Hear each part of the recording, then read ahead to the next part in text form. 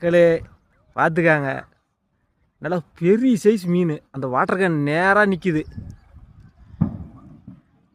அது எப்படி இவங்களுடைய கை வித்தைகளை காட்டி எப்படி இருப்பாங்கன்னு தெரியல. அந்த மீனை எடுத்தாங்களும் மிகப்பெரிய வீரர்கள் தான். ஆள் ஏதோ கையை உள்ள விட்டு சொரிஞ்சிட்டு இருக்கிறாராட்டுங்குது மீனை பிடிக்க சொன்னால். மீனை எடுத்துகிட்டு வருவாரா இல்லையான்னு தெரியல.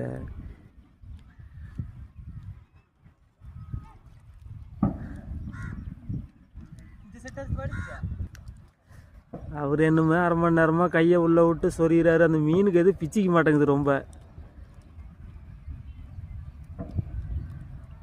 மீனை கரையில் வந்து சேர்ப்பாங்களான்னு தெரியல. நண்பர்களே, மக்களே, நீங்களும் பார்த்துட்டே இருங்க.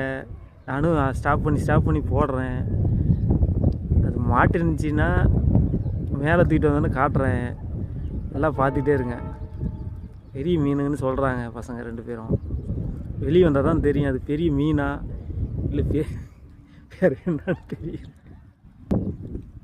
வெற்றிகரமாக வலையில் பிடிச்சி போட்டாங்க. பெரிய மீன் தான், ஆனால் வரமாட்டேங்குது. ஒரு 3 கிலோ 4 கிலோ வரமாட்டேங்குது. விவர்ஸ் வேறு லெவல். பையன் கையில் வச்சிட்ருக்கான் பாருங்கள். டாடா தூக்கி போட்டான். வலையிலேருந்து அருமையாக பிடிச்சி விட்டார்கள். சூப்பராக பிடிச்சிட்டாங்க. ஒன்றும் பிரச்சனை இல்லை. கரையிலேருந்து வந்துட்டு இருக்கிறாங்க. ஒரே நிமிஷம் வெயிட் பண்ணுங்கள். இதை இப்படி பிடிச்ச டைம் வேஸ்ட் ஆகும். மேலே வந்ததுக்கப்புறம் பார்த்துட்டு போட்டுறோம் உங்களுக்கு. பாருங்க வியூவர்ஸ், இவர் தான் மீன் பிடிக்கிறதுல மிகப்பெரிய சூற புலின்னு வேறு சொல்கிறாங்க. சேலம் பக்கத்துலேயே இவர் அது மாதிரி மிஞ்ச நாள் யாரும் இல்லையாம். அங்கே உள்ளக்கிறவர் வந்து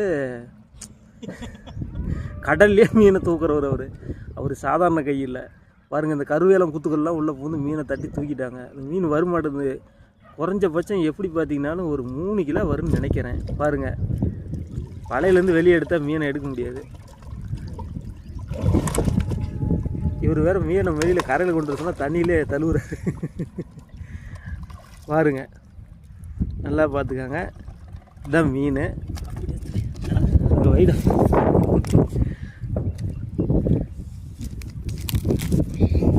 பார்த்துக்காங்க.